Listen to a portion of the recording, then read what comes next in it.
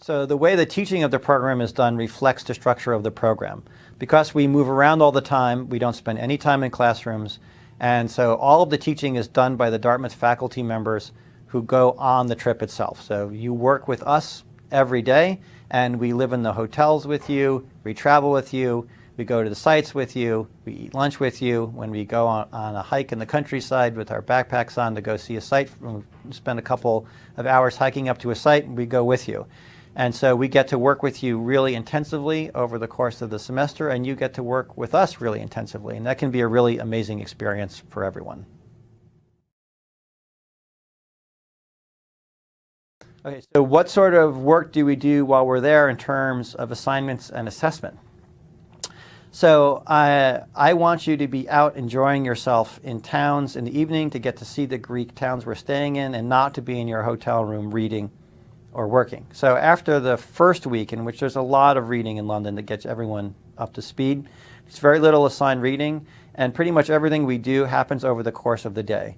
So a typical day is we start around 7:30 in the morning, we have breakfast, and we're on a site working around 8:30, and we try to wrap it up in the early evening at the absolute latest.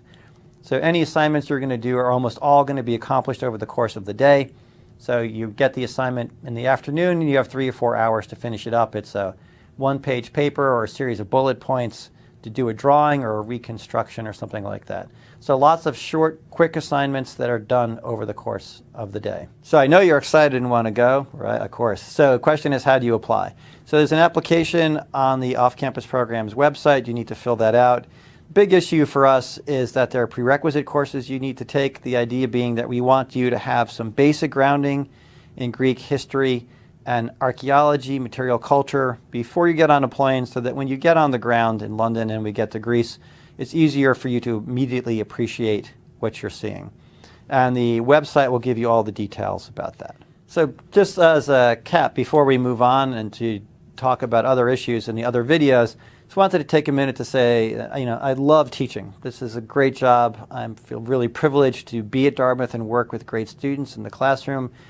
But this is my favorite kind of teaching, because I get to work with a group of students, a small group of students, over the course of an entire semester, where we work together as a group all day long, every day.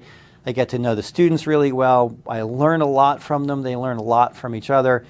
Just being in Greece and seeing the material firsthand is an extraordinary experience. I went on this trip. I'm an alum. I went on this trip in 1987. It was incredibly formative for me, and I've seen that happen for students over the years that I've run the trip, so it's one of my absolute favorite things to do. It can be an extraordinary experience in every way.